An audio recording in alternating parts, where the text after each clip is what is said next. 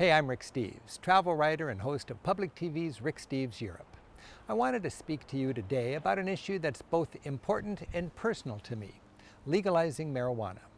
In this election in New Jersey, you'll be asked to decide on a ballot question that would legalize, tax, and regulate the private use of marijuana by responsible adults. It's a smart and thoughtful law, and I urge you to vote yes. For me, this is not about being pro-pot. It's about ending a failed prohibition based on lies. It's about fighting racism. It's ending a thriving black market, and it's about our civil liberties. Why do I care, and what do I know? Well, I've spent decades learning from the European approach to cannabis. Rather than moralizing and incarcerating, Europe has policies that focus on what they call pragmatic harm reduction. As a society, they smoke far less marijuana than we do, and we lock up about 10 times as many people per capita as they do. Each year, over 30,000 New Jerseyans are arrested on marijuana-related charges, more than almost any other state in our country.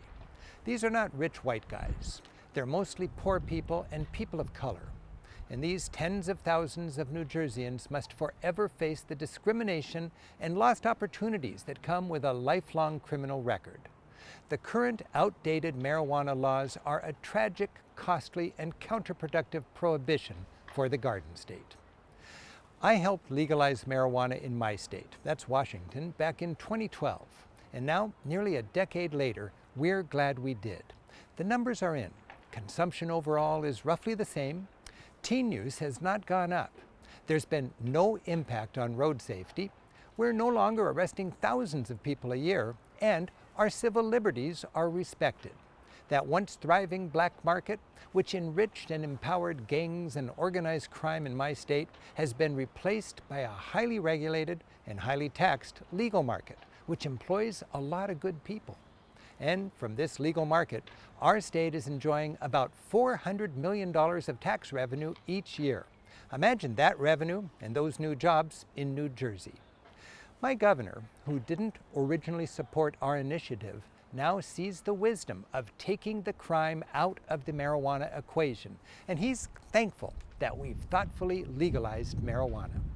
10 other states have smartly legalized, taxed, and regulated the responsible and recreational use of marijuana for adults. They're glad they did too. With each election cycle, the laws are smarter and the wisdom of legalizing is more clear.